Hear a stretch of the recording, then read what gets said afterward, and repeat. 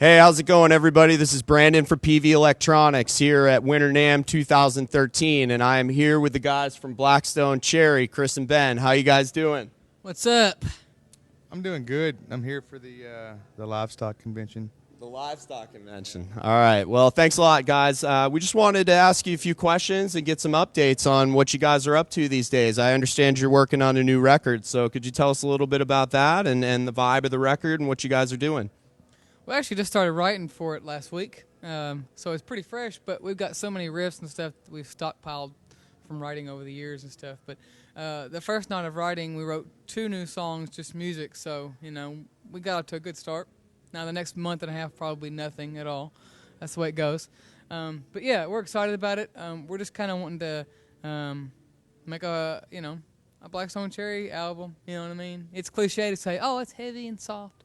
If it's anything, this one's going to be pretty wide open because that's just where we are, and that's where we know that we've been touring off 3 albums now, and we know that's what our fans really dig. And don't get me wrong, the softer songs like In My Blood and stuff did really well on radio for us and stuff like that. So we'll have an element of that, but it'll be us captured live in a bottle, if that makes any sense whatsoever. The energy of our live performance, we're trying to just bottle that and release it on an album. So awesome, man. I agree. Agreed. He summed it up, man. All right, cool, guys. Well, I wanted to talk to you about some new gear that you're playing. We've switched over to some new models and some new products, and you're now using Buddha stuff, I understand. Yeah, man. Chris gave me a call a while back, and he's like, man, you like Leslie West, right? And I was like, yeah, one of my favorite guitar players. And he was like, well, you want to play the same amps that he does? And I was like, let me think about it. Yep. And, man, I started playing I played the 80-watt Buddhas at first, and they were so loud, man, that I was like, man, do you have a smaller wattage? And I started playing the 45 watters, and they're literally the best amps on the market, in my opinion. They're just, you know, for what I do and what I'm used to playing, I can't beat them with anything else, you know. Sure. And I'm sure it's nice having a little bit of a different tone, too, than Ben. So. Well, yeah, because we were playing the Masterpiece 50s. I started playing them, and somebody else decided he had to play one. And we were playing the same amps, and that's a whole other story altogether. No, it is true. We actually found those at NAMM like 3-4 years ago, maybe. I don't know. We were at NAMM one year, and we saw them in there, and then Chris was playing. He was like, dude, you got to check out this amp. And he jammed on it. I was like, yeah, I want that too. And we weren't thinking at the same time, wait a second, we're using the same amp. We just liked the tone of it. And then we got to hear him from out front. Our sound guy was like, sounds awesome, but you sound the same. You know what I mean? So at that point, we had to kind of switch up, you know. So it was perfect because it didn't make us have to one of us didn't have to go to another company, obviously. You know what I mean? Because, I mean, who's going to leave? So luckily, Chris got onto the Buddha thing, and then we found out, you know, obviously Peavey is doing the Buddha, so that worked out perfectly for us. Good, man. And you've just recently switched over to the Triple X2 head, and I understand you're really enjoying that as well. Could you tell us a little bit more about what you like about the Triple X as far as the features and what that amp is doing to help improve your sound? I really dig it because it's a heavy amp. Like I'm a fan of the higher gain stuff. You know, not the sizzly saturation, but just the balls of it, I guess. But I like this one that it's not. It doesn't sound like a cheap amplifier. You know what I mean? It sounds awesome, and it's expanded on what the original Triple X did, which I loved, and the 6505, which I first started playing. So it's kind of like a combination of both those, in my opinion. I dig the built-in noise gate, but I like it because it sounds heavy, but it also sounds clear and pure. You know, sure. And that's kind of what I've always searched for: was a heavy sound, but that sounded professional at the same time, and that's what that amp, to me, does. Sure. And it's got a great clean tone. You know, and that's one thing that's hard to find is an amp that has 2 great channels that's both the same, you know. Sure. And, guys, you both have been using composite acoustic guitars now, which is a new line that we've just started doing at Peavey. Just a few words about composite acoustics and your thoughts on those thus far. They're the best damn acoustic for a touring musician, period. I mean, you know, touring, your guitars go under the bus or in a trailer, and you have to worry about intonation and tuning because, like, you know, with heat and cold, wood will contract and expand.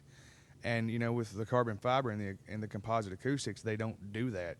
And they're, you know, when I first played it, I was kind of like, it's not wood. You know, it's an acoustic guitar and it's not made of wood. And then I hit, you know, one chord on it, and I was like, this may be one of the best acoustics I've ever played, you know. And my grandfather has built acoustics, you know, like Barton D28 style acoustic guitars his whole life up until a couple years ago, and I've got several of those, and I love them, but as far as a touring guitar to take on the road, you cannot beat those Composite acoustics. Awesome, man. How about you? I agree. And Chris was playing them before I was, and I just recently got on the that bandwagon. But they sound awesome. They really do sound great. I love the vibe of them. Like, it's really wide open and sharp sounding and crystal clear. And this is our first time playing with them in a situation where we had monitors and speakers and whatnot. So hearing it back to us and hearing the balance between the two different guitars, we were playing two different models. It sounded awesome. And even in low tunings, which is what all of our stuff is, majority of it is in low tuning. Some acoustics, when they get down that low, they get kind of flappy sounding and they kind of crap out. But these sounded really, really cool. So, yeah, it's awesome. Well, thank you very much, guys. Again, we really appreciate having Blackstone Cherry here. They've been longtime Peavey endorsees. We're very proud to have them here at Winter NAMM 2013. We do have one more question for Blackstone. What is the number one question that you would say you get from your fan base and your rabid fan base that you have? So, which one of y'all is related to the Headhunters? That's what we get a lot. Our drummer's dad plays in Kentucky Headhunters, so everybody thinks that we either are the Headhunters or we're all the sons of the Headhunters. So that's what we started telling them. Every time they ask one of us, oh, it's me. Or Chris, oh, it's me. Just to save confusion. In reality, it's John Fred. The question I get asked the most personally is, why did I cut my hair? And my response is, why does it matter? We still sound the same. I just got tired of having long hair. And one more. And when we have one more question for the guys, if you were to have anything for breakfast, what would that be and why? Okay, let me tell you about it, Brandon. It would be Cracker Barrel, maybe Uncle Herschel's favorite, or I don't know. The Denny's Graham Slam is pretty good. The cheesy hash browns. And then you get Waffle House, Moon's Over My Hammy. Waffle House is only good at 3:30 in the morning when you're drunk. That's the only time Waffle House is good. Yeah.